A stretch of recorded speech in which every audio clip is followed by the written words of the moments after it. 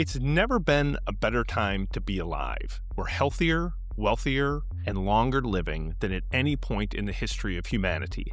And yet, poll after poll, conversation after conversation shows that most people feel like crap and they feel more hopeless than ever about the future. Nobody in a position of power is explaining why and how we got here. We're going to.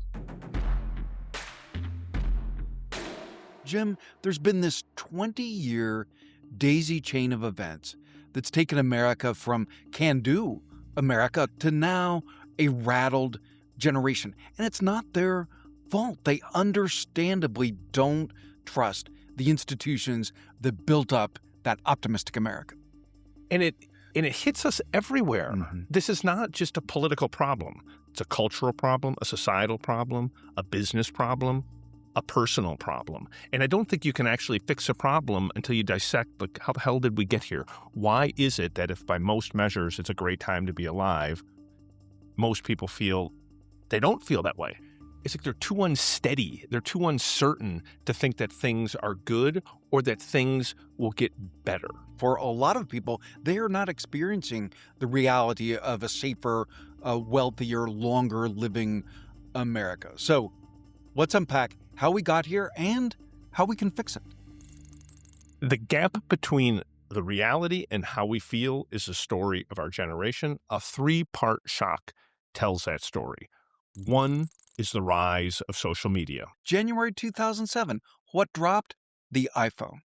And not just the iPhone, X or Twitter back then is starting to take off. Like suddenly you could say anything, read anything, do anything at scale in public for free. Like that had never been real before. And it was opportunity, as we saw with Politico and like the incredible businesses that have been built. So with all that opportunity, why do we have this generational wound?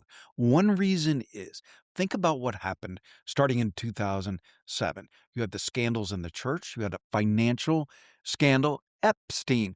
Everything that people were seeing from the places that they once trusted was collapsing. And when it collapsed, people didn't just like give up. They kind of went small. They went to their friend circle. They went to their screen. They basically retreated to a different reality. So the people that you would naturally turn to for advice in turbulent times, they didn't trust them anymore. And by the way, They were the problem. They had every reason not to trust them. Right. And that's why I think you have to understand that to fix it.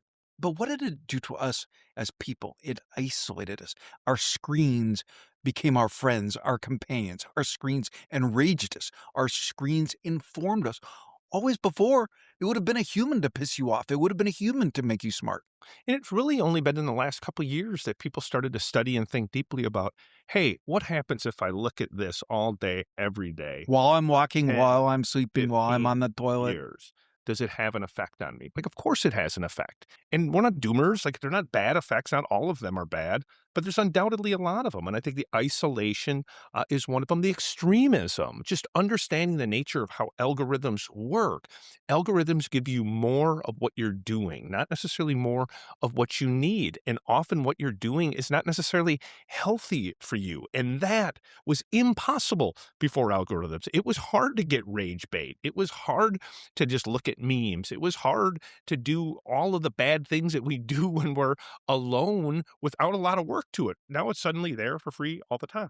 And you can get response. One of my favorite things that you've said over the years is take the crazy uncle at the Thanksgiving dinner table, which sometimes is me. That person would rant and rave to an audience of maybe 8 or 10, but now they can get response from across the world.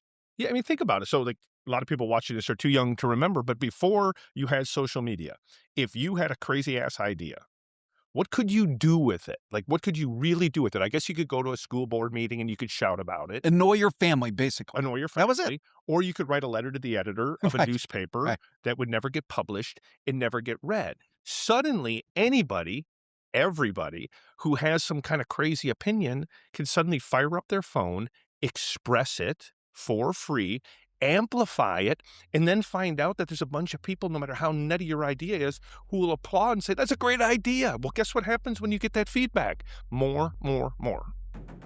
Thank you for watching Behind the Curtain. We're going to take a quick moment for a message from our sponsor, Accenture. At Axios, we've always been a advertising-driven company. We do that so that all of our content can be made available to as many people as humanly possible for free. Obviously, advertisers have no say in the content that we have, same online, same on video, but wanted to be transparent into our thinking about how the business of video works, how the business of Axios works. Julie Sweet, the CEO of Accenture, who talks to literally hundreds of CEOs, advises them all year on how to run their business. She has a series out called Reinvented by Accenture. Here's a look at it. I'm very excited about our reinvention story today, which is literally 160 years in the making. The reinvention was trying to bring a company into the trends of the future. Shock 2 was COVID, which I think is vastly, vastly underappreciated as a reason for the way people feel the way they do today. Just as we were starting to think through social media, Right. just as people were starting to think about the healthy way to use their phone, they get told that they have to sit inside their house for years, that they have to shut down their business for years, and that they have to go into their room and the phone that they chose to use, now they had to use it to do school or to do work. The in-person connections that are wired to feed us, like this goes back to the savannah, right? Was suddenly gone. We didn't have the casual after work gathering. We didn't have people hanging out at work. We didn't have the community events that we did, whether it's a neighborhood, whether it's a church. And we just weren't meant to be shut up in our houses. You look at those kids that were in high school or college during those years, they're still scarred by it. Like, no wonder you look at the data and you see record high depression among younger people. They lived through like a real hell, and then we just had to move on. Right. That social fabric has never recovered. And everything that we read now about young men in particular, all of its roots, the COVID crisis. And then shock 3 was kind of the aftermath of both of those, which is you have a once in 100-year shift in politics, technology, and the way we consume information. In politics, it's just gotten meaner, it's gotten nastier, it's gotten more in your face all day, every day. In technology, you have artificial intelligence, which you and I probably think will be as big as electricity or fire, but certainly will be as big as the internet. And then you have how we consume and disseminate information, the world that you and I live in, with people just basically shattering into all these little information bubbles that were often self-reinforcing, self-soothing. Those three things unfolded in that same 20-year period. And it's understandable that people say, whoa, stop. And that's what I hear a lot about AI as I talk to people around the country. Like they recognize the opportunity, the innovation, cures are going to come from it, riches are going to come from it. But people say, I didn't ask for this. And I don't think they asked for the politics part either. And again, like for younger people watching this, once upon a time, people didn't talk about politics all the time. It's not It was part of, healthy. yeah, it was part of a healthy, balanced news It's diet. not even supposed to be interesting. Government is set up to be slow. Politics is set up to be slow. It's not supposed to be sport. It's not supposed to be entertainment. It's not supposed to be rage bait, but it's become that. And think about social media, you think about technology, and it elevates, these algorithms elevate the loudest, craziest voices on both sides. And it creates this false perception that everybody's lost their mind, that everybody's mean, when in fact, it's just not true.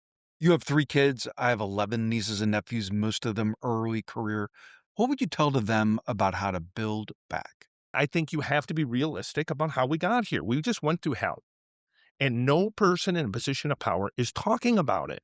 You can't fix it until you understand that you've got to restore institutional respect somehow, whether it's business leaders, government leaders, community leaders, somewhere, somehow, we need people that younger people can look up to and say, that's a good leader. That was a right thing to do in a really shitty circumstance. They're just not seeing that. And so salvation is not going to come from politicians. It's not going to come from the media. It's not even going to come from a better stock market or better economic indicators.